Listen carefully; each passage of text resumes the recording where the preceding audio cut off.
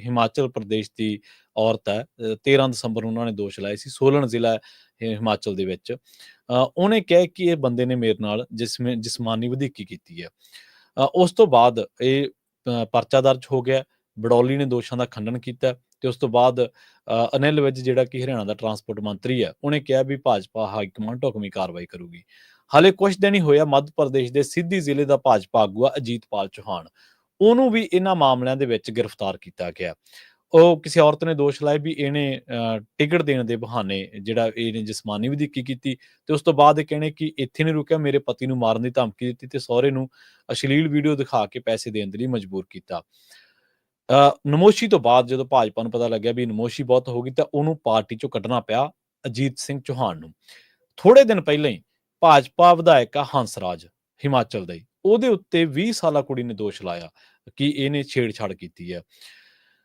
ਉਹਦਾ ਪਿਤਾ, ਜਿਹੜੀ ਬੀਬੀ ਨੇ ਦੋਸ਼ ਲਾਇਆ, ਉਹਦਾ ਪਿਤਾ ਭਾਜਪਾ ਦਾ ਹੀ ਬੂਥ ਦਾ ਆਗੂ ਹੈ ਬ੍ਰਿਜ ਭੂਸ਼ਣ ਸਿੰਘ, ਜਿਹੜਾ ਮੈਨੂੰ ਲੱਗਦਾ ਇਹ ਬੰਦੇ ਨੂੰ ਨਾਂ ਪਿੱਛੇ ਸਿੰਘ ਵੀ ਲਾਉਣਾ ਚਾਹੀਦਾ, ਬ੍ਰਿਜ ਭੂਸ਼ਣ ਹੀ ਰਹਿਣਾ ਚਾਹੀਦਾ। ਜਿਹੜੀ ਜੈ ਜਿੰਗਾਂ ਦੀਆਂ ਕਰਤੂਤਾਂ ਨੇ ਉਹਦੇ ਉੱਤੇ ਕਿਹੋ ਜਿਹੇ ਦੋਸ਼ ਬੀਬੀਆਂ ਨੇ ਲਾਏ ਸੀ, ਸਾਡੀਆਂ ਕੁਸ਼ਤੀ ਵਾਲੀਆਂ ਧੀਆਂ ਨੇ ਲਾਏ ਸੀਗੇ। ਇਸ ਤੋਂ ਪਹਿਲਾਂ ਕੁਲਦੀਪ ਸਿੰਘ ਸੇਂਗਰ ਜਿਹੜਾ ਭਾਜਪਾ ਦਾ ਹੀ ਵਿਧਾਇਕ ਸੀਗਾ ਤੇ ਉਹ ਤਾਂ ਸਜ਼ਾ ਜ਼ਾਫਤਾ ਹੋ ਗਿਆ ਸਗੋਂ ਇਹੋ ਜਿਹੇ ਮਾਮਲਿਆਂ ਦੇ ਵਿੱਚ। ਤੇ ਉਸ ਤੋਂ ਬਾਅਦ ਕਰਨਾਟਕ ਦੇ ਵਿੱਚ ਪ੍ਰਜਵਲ ਰਵੰਨਾ ਦਾ ਮਾਮਲਾ, ਜਿਹੜੇ ਪ੍ਰਜਵਲ ਰਵੰਨਾ ਦੇ ਬਾਰੇ ਤਾਂ ਆਪਾਂ ਕਿੰਨੀ ਚਰਚਾ ਕਰਦੇ ਰਹੇ ਹਾਂ ਵੀ ਉਹ ਬੰਦੇ ਦੇ ਬਾਰੇ ਕਿੰਨੀਆਂ ਵੀਡੀਓਜ਼, 3000 ਵੀਡੀਓਜ਼ ਉਸ ਦੀਆਂ ਆਈਆਂ ਸੀਗੀਆਂ। ਉਹਦੇ ਜਿਹੜੇ ਘਰੇ ਕੰਮ ਕਰਦੀਆਂ ਬੀਬੀਆਂ ਸੀ ਜਾਂ ਉਹਦੀ ਪਾਰਟੀ ਦੇ ਵਿੱਚ ਜਿਹੜੀਆਂ ਬੀਬੀਆਂ ਨੇ ਉਹਦੇ ਨਾਲ ਕਿਤੇ ਖੜ ਕੇ ਫੋਟੋ ਵੀ ਖਿਚਵਾਈ ਸੀ, ਉਹ ਬੰਦੇ ਦੀਆਂ ਕਰਤੂਤਾਂ ਕਰਕੇ ਉਹਨਾਂ ਨੇ ਡਿਲੀਟ ਕਰਤੇ, ਕਈਆਂ ਦੇ ਘਰ ਟੁੱਟ ਗਏ। ਹੁਣ ਦੇਖੋ, ਕੋਈ ਬੰਦਾ ਕਿਸੇ ਕੰਪਨੀ 'ਚ ਕਿਸੇ ਥਾਂ ਦੇ ਉੱਤੇ ਕੰਮ ਕਰ ਰਿਹਾ ਔਰ ਉਹ ਆਪਦਾ ਕੰਮ ਸਹੀ ਕਰ ਰਿਹਾ, ਉਹ ਉੱਥੇ ਕੀ ਵਾਪਰ ਰਿਹਾ ਜਾਂ ਉਹਦਾ ਕੰਪਨੀ ਦਾ ਬੰਦਾ ਕੀ ਕਰ ਰਿਹਾ ਜਾਂ ਉਹ ਚੌਧਿਆਂ ਤੇ ਬੈਠੇ ਲੋਕ ਕੀ ਕਰ ਰਹੇ ਨੇ, ਇਹਦੇ ਨਾਲ ਉਸ ਬੀਬੀ ਦਾ ਤਾਂ ਕੋਈ ਵਾਹ ਵਾਸਤਾ ਨਹੀਂਗਾ। ਉਹਨਾਂ ਦੇ ਘਰਾਂ ਦੇ ਵਿੱਚੋਂ ਕੰਮ ਕਰਦੀਆਂ ਬੀਬੀਆਂ ਇਸ ਕਰਕੇ ਕੰਮ ਛੱਡ ਗਈਆਂ ਕਿਉਂਕਿ ਸਮਾਜ ਦੇ ਵਿੱਚ ਨਮੋਸ਼ੀ ਹੁੰਦੀ ਸੀ। ਇੰਨਾ ਮਾੜਾ ਹਾਲਤ ਹੈ ਇਹਨਾਂ ਲੋਕਾਂ ਦੀ ਕਿਰਦਾਰ ਦੇ ਪੱਖੋਂ। ਖੈਰ, ਇਹ ਤਾਂ ਪ੍ਰਜਵਲ ਰਵੰਨਾ ਸੀਗਾ। ਇਸ ਤੋਂ ਇਲਾਵਾ ਜੇਕਰ ਆਪਾਂ ਪ੍ਰਜਵਲ ਰਵੰਨਾ ਤੋਂ ਬਾਅਦ ਗੱਲ ਕਰੀਏ ਤਾਂ ਪ੍ਰਜਵਲ ਰਵੰਨਾ ਦੇ ਤਾਂ ਹੱਕ ਦੇ ਵਿੱਚ ਇਹਨਾਂ ਨੇ ਪ੍ਰਚਾਰ ਕੀਤਾ ਸੀਗਾ ਮੋਦੀ ਸਾਹਿਬ ਨੇ ਖੁਦ। ਸਵਾਮੀ ਚਿਨਮਯਾਨੰਦ, ਜਿਹੜਾ ਕਿ ਸਵਾਮੀ ਕਹਾਉਣ ਦੇ ਵੀ ਲਾਇਕ ਨਹੀਂਗਾ, ਇਹਦੇ ਉੱਤੇ ਵਿਦਿਆਰਥਣ ਨੇ ਦੋਸ਼ ਲਾਏ। ਇਸੇ ਤਰ੍ਹਾਂ ਪੀੜਤਾ ਨੇ ਜਦੋਂ ਆਤਮਦਾਹ ਦੀ ਧਮਕੀ ਦਿੱਤੀ ਤਾਂ ਉਸ ਤੋਂ ਬਾਅਦ ਸੁਪਰੀਮ ਕੋਰਟ ਦੇ ਦਖਲ ਤੋਂ ਬਾਅਦ ਕੇਸ ਦਰਜ ਹੋਇਆ 2019 ਦੇ ਵਿੱਚ। ਇਸੇ ਤਰ੍ਹਾਂ ਬਨਾਰਸ BHU ਦਾ ਹਿੰਦੂ ਯੂਨੀਵਰਸਿਟੀ ਦਾ ਜਿਹੜਾ ਮਾਮਲਾ ਸੀਗਾ, 20 ਸਾਲਾ ਵਿਦਿਆਰਥਣ ਦੇ ਨਾਲ ਇਹ ਵਧੀਕੀ ਹੋਈ ਤੇ ਉਸ ਤੋਂ ਬਾਅਦ ਉਹਨਾਂ ਦੀਆਂ ਤਸਵੀਰਾਂ ਜਿਹੜੇ ਕਰਨ ਵਾਲੇ ਸੀਗੇ ਉਹਦੀਆਂ ਮੋਦੀ ਨਾਲ ਵੀ ਸੀ, ਯੋਗੀ ਨਾਲ ਵੀ ਸੀ ਤੇ JP ਨੱਡਾ ਨਾਲ ਵੀ ਸੀ। ਇਸੇ ਤਰ੍ਹਾਂ ਇੱਕ ਗੁਜਰਾਤ ਦਾ ਕਾਰੋਬਾਰੀ ਹੈ, 에ਅਰਲਾਈਨ ਦਾ ਕਾਰੋਬਾਰੀ, ਉਹਦੇ ਤੇ ਇੱਕ ਬੀਬੀ ਨੇ ਦੋਸ਼ ਲਾਏ ਤੇ ਉਹਦੀਆਂ ਤਸਵੀਰਾਂ ਵੀ ਮੋਦੀ ਸਾਹਿਬ ਦੇ ਨਾਲ ਸੀ। ਭਾਜਪਾ ਦੇ ਇੱਕ ਤਰਜਮਾਨ ਨੇਹਾ ਸ਼ਾਲਿਨੀ ਨੇ ਦੋਸ਼ ਲਾਇਆ ਸੀਗਾ ਕਿ ਭਾਜਪਾ ਦੇ ਵਿੱਚ ਸ਼ਕਲ ਸੂਰਤ ਦੇਖ ਕੇ ਔਰਤਾਂ ਨੂੰ ਅਹੁਦੇ ਦਿੱਤੇ ਜਾਂਦੇ ਨੇ, ਜਿਹੜੀਆਂ ਸਮਝੌਤੇ ਨਹੀਂ ਕਰਦੀਆਂ ਫਿਰ ਉਹਨਾਂ ਨੂੰ ਤੰਗ ਕੀਤਾ ਜਾਂਦਾ ਹੈ। ਭਾਜਪਾ ਆਗੂ ਬਿਨਾਂ ਡਰਦੇ ਅਜਿਹੀਆਂ ਹਰਕਤਾਂ ਕਰਦੇ ਨੇ ਕਿਉਂਕਿ ਪਾਰਟੀ ਉਹਨਾਂ ਦੇ ਨਾਲ ਖੜਦੀ ਹੈ। ਪਾਰਟੀ ਦਾ ਪ੍ਰਧਾਨ ਮੰਤਰੀ ਕਹਿੰਦਾ ਕਿ ਬੇਟੀ ਬਚਾਓ ਬੇਟੀ ਪੜ੍ਹਾਓ ਦਾ ਨਾਰਾ ਜਿਹੜਾ ਉਹ ਲਾਉਂਦਾ, ਪਰ ਇਹ ਨਾਰਾ ਉਹਨਾਂ ਦਾ ਖੋਖਲਾ ਹੈ। ਪ੍ਰਧਾਨ ਮੰਤਰੀ, ਗ੍ਰਹਿ ਮੰਤਰੀ ਤੇ ਭਾਜਪਾ ਜਿਹੜਾ ਮਹਿਲਾ ਮੋਰਚਾ ਹੈ, ਅਖੌਤੀ ਕਵਾਂਗੇ ਇਹਨਾਂ ਨੂੰ, ਤਾਂ ਇਹਨਾਂ ਨੂੰ ਤੇ ਹੋਰ ਲੋਕਾਂ ਨੂੰ, ਵੱਡੇ ਆਗੂਆਂ ਨੂੰ ਜਵਾਬ ਦੇਣਾ ਚਾਹੀਦਾ ਵੀ ਇੰਨੇ ਗੰਭੀਰ ਦੋਸ਼ਾਂ ਦੇ ਬਾਵਜੂਦ ਉਹਨਾਂ ਦਾ ਹਰਿਆਣੇ ਦਾ ਪ੍ਰਧਾਨ ਅਹੁਦੇ ਤੇ ਕਾਇਮ ਕਿਵੇਂ ਹੈ। ਤੇ ਜੇਕਰ ਵੱਡੇ ਵੱਡੇ ਅਹੁਦਿਆਂ ਤੇ ਬੈਠੇ ਕਾਬਜ਼ ਲੋਕ ਆਪਣੇ ਹੀ ਨਾਲ ਕੰਮ ਕਰਦੀਆਂ ਔਰਤਾਂ ਦੇ ਬਾਰੇ ਜਾਂ ਹੋਰ ਲੋਕਾਂ ਦੇ ਨਾਲ ਆਪਣੇ ਅਹੁਦੇ ਦੀ ਵਰਤੋਂ ਕਰਕੇ ਇਸ ਤਰ੍ਹਾਂ ਦੀ ਵਧੀਕੀ ਕਰਦੇ ਤੇ ਉਹ ਇਸ ਤੋਂ ਵੱਡੀ ਬੇਸ਼ਰਮੀ ਹੋਰ ਕੀ ਹੋਊਗੀ। ਤੇ ਇਹ ਦੁਨੀਆ ਨੂੰ ਸਿਖਾਉਣ ਚੱਲੇ ਆ ਕਿ ਹਿੰਦੁਸਤਾਨ ਦੀ ਤਹਿਜ਼ੀਬ ਕੀ ਹੈ, ਅਸੀਂ ਕਿਹੋ ਜਿਹੇ ਲੋਕ ਹਾਂ। ਉਹ ਪਹਿਲਾਂ ਤੁਸੀਂ ਆਪਣੇ ਜਿਹੜਾ ਢਾਂਚਾ ਤੁਹਾਡਾ, ਜਿਸ ਢਾਂਚੇ ਦੇ ਵਿੱਚ ਬੀਬੀਆਂ ਵੀ ਕੰਮ ਕਰਦੀਆਂ, ਲੋਕਾਂ ਦੀਆਂ ਧੀਆਂ ਵੀ ਕੰਮ ਕਰਦੀਆਂ, ਉਸ ਢਾਂਚੇ ਨੂੰ ਤਾਂ ਸੁਧਾਰ ਲਓ। ਉਸ ਢਾਂਚੇ 'ਚ ਤਾਂ ਪਹਿਲਾਂ ਸਾਰਾ ਕੁਝ ਸਹੀ ਕਰ ਲਓ। ਬੀਬੀਆਂ ਨੂੰ ਹੁਣ ਕੰਮ ਨਹੀਂ ਕਰਨ ਦਿੰਦੇ ਲੋਕ। ਭਾਜਪਾ ਪਾਰਟੀ ਦੇ ਵਿੱਚ ਇੰਨੀ ਬਦਨਾਮ ਹੋ ਚੁੱਕੀ ਹੈ ਇਹ।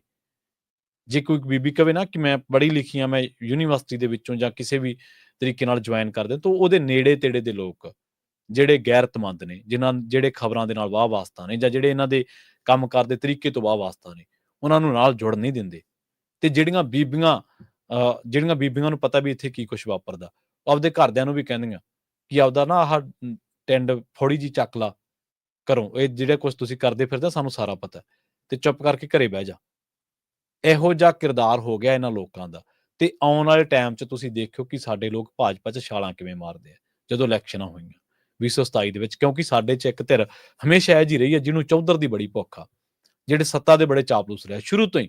ਇਹ ਨਹੀਂ ਗਾ ਕਿ ਅੱਜ, ਔਰ ਛਾਲਾਂ ਵੇਖਿਓ ਵੱਜਦੀਆਂ। ਤੇ ਨਾ ਸਿਰਫ ਇਹ ਭਾਜਪਾ ਦਾ ਹਾਲ ਆ, ਬਲਕਿ ਲੋਕ ਸਭਾ ਦੇ ਵਿੱਚ ਦੂਜੇ ਹਿੱਸੇ ਤੋਂ ਵੱਧ ਲੋਕ ਇਹੋ ਜਿਹੇ ਨੇ ਜਿਨ੍ਹਾਂ ਦੇ ਉੱਤੇ ਇਸ ਤਰ੍ਹਾਂ ਦੇ ਦੋਸ਼ ਨੇ ਤੇ ਦੁਨੀਆ ਨੂੰ ਅਸੀਂ ਪੜ੍ਹਾਉਣ ਚੱਲੇ ਹਾਂ ਮਰਿਆਦਾ ਦਾ ਪਾਠ, ਦੁਨੀਆ ਨੂੰ ਅਸੀਂ ਪੜ੍ਹਾਉਣ ਚੱਲੇ ਹਾਂ ਕਿਰਦਾਰ ਦੇ ਪਾਠ, ਦੁਨੀਆ ਨੂੰ ਅਸੀਂ ਦੱਸਣ ਚੱਲੇ ਹਾਂ ਕਿ ਅਸੀਂ ਇਹੋ ਜਿਹੇ ਲੋਕ ਹਾਂ।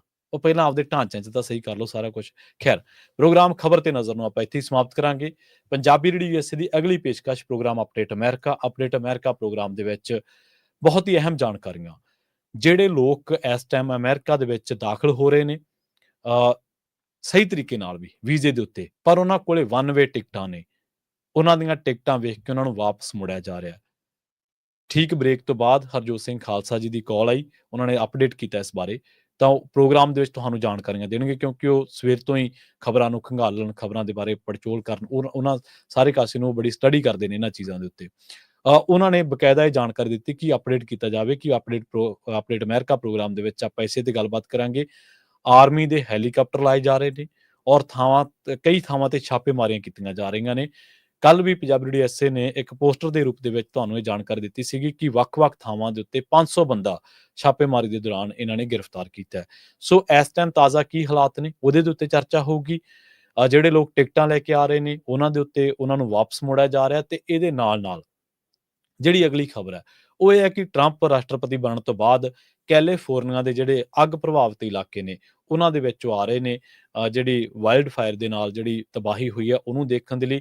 ਇਹ ਚੰਗੀ ਗੱਲ ਹੈ, ਚਲੋ ਕੋਈ ਆਗੂ ਜਦੋਂ ਕੋਈ ਕਿਸੇ ਪ੍ਰਭਾਵਿਤ ਇਲਾਕਿਆਂ ਦੇ ਵਿੱਚ ਇਸ ਤਰ੍ਹਾਂ ਆਉਂਦਾ ਤੇ ਉਹਦਾ ਪ੍ਰਭਾਵ ਉੱਥੇ ਕੰਮ ਕਰਨ ਵਾਲੇ ਅਮਲੇ ਤੇ ਵੀ ਵਧੀਆ ਜਾਂਦਾ ਹੈ। ਇਸ ਤੋਂ ਇਲਾਵਾ ਹੋਰ ਬਥੇਰੀਆਂ ਖਬਰਾਂ ਨੇ। ਹਮਾਸ ਦੇ ਨਾਲ ਜਿਹੜੀ ਇਜ਼ਰਾਈਲ ਹੋਸਟੇਜ ਦੀ ਜਿਹੜੀ ਡੀਲ ਹੈ ਉਸ ਦੇ ਬਾਰੇ ਖਬਰ ਹੈ। ਇਸੇ ਤਰ੍ਹਾਂ ਕਈ ਹੋਰ ਖਬਰਾਂ ਨੇ ਇਜ਼ਰਾਈਲ ਦੇ ਨਾਲ ਹੀ ਜੁੜੀਆਂ ਜਿਹੜੀਆਂ ਖਬਰਾਂ ਨੇ, ਲੈਬਨਾਨ ਦੇ ਪਾਸਿਓਂ ਉਹਨਾਂ ਦੇ ਯੁੱਧ ਦੀ, ਕਿਉਂਕਿ ਆਰਮੀ ਉੱਥੇ ਵੀ ਡਿਪਲੋਏ ਕੀਤੀ ਗਈ ਸੀ, ਉਸ ਤਰ੍ਹਾਂ ਦੇ ਨਾਲ। ਸੋ ਬਹੁਤ ਸਾਰੀਆਂ ਅਹਿਮ ਅਪਡੇਟਸ ਲੈ ਕੇ ਕੁਝ ਹੀ ਮਿੰਟਾਂ ਦੇ ਵਿੱਚ ਹਾਜ਼ਰ ਹੋਵਾਂਗੇ ਪ੍ਰੋਗਰਾਮ ਅਪਡੇਟ ਅਮਰੀਕਾ ਦੇ ਵਿੱਚ। ਤੁਸੀਂ ਜੁੜੇ ਰਹੋ ਪੰਜਾਬੀ ਰੇਡੀਓ ਐਸਏ ਦੇ ਨਾਲ। ਤੇ ਇਸੇ ਤਰ੍ਹਾਂ ਇੱਕ ਹੋਰ ਜਾਣਕਾਰੀ, ਪੰਜਾਬੀ ਰੇਡੀਓ ਐਸਏ ਦੇ ਵਿੱਚ ਇਹ ਜਿਹੜੀਆਂ ਪ੍ਰੋਗਰਾਮ ਅਪਡੇਟ ਅਮਰੀਕਾ ਦੇ ਵਿੱਚ ਜਿਹੜੀਆਂ ਬੜੀਆਂ ਵੱਡੀਆਂ ਇਮੀਗ੍ਰੇਸ਼ਨ ਦੇ ਨਾਲ ਸੰਬੰਧਿਤ ਜਿਹੜੀਆਂ ਜਾਣਕਾਰੀਆਂ ਹੁੰਦੀਆਂ ਉਹਨਾਂ ਨੂੰ ਅਸੀਂ YouTube ਦੇ ਉੱਤੇ ਵੀ ਅਪਲੋਡ ਕਰਦੇ ਹਾਂ, Facebook ਪੇਜ ਦੇ ਉੱਤੇ ਵੀ। YouTube ਦੇ ਉੱਤੇ ਪ੍ਰੋਗਰਾਮ ਲਾਈਵ ਜੁੜਦਾ, ਤੁਸੀਂ Punjabi radio, Punjabi TV USA ਦਾ ਜਿਹੜਾ YouTube ਚੈਨਲ ਆ ਉਹਨੂੰ ਸਬਸਕ੍ਰਾਈਬ ਜ਼ਰੂਰ ਕਰ ਲਓ ਤੇ ਜਿਹੜੀਆਂ ਤੁਸੀਂ Facebook ਦੇ ਉੱਤੇ ਖਬਰਾਂ ਦੇਖਦੇ ਆ ਉਸ ਦੇ ਲਈ ਪੇਜ ਨੂੰ ਲਾਈਕ ਜ਼ਰੂਰ ਕਰ ਲਓ। ਬੈਲ ਆਈਕਨ ਦਬਾਉਣਾ ਨਾ ਭੁੱਲੋ ਤਾਂ ਜੋ ਹਰ ਇੱਕ ਪ੍ਰੋਗਰਾਮ ਦੀ ਨੋਟੀਫਿਕੇਸ਼ਨ ਤੁਹਾਡੀ ਮੋਬਾਈਲ ਸਕਰੀਨ ਤੱਕ ਅੱਪੜਦੀ ਹੋ ਜਾਵੇ। ਬਹੁਤ ਬਹੁਤ ਧੰਨਵਾਦ। ਸਤਿ ਸ਼੍ਰੀ ਅਕਾਲ।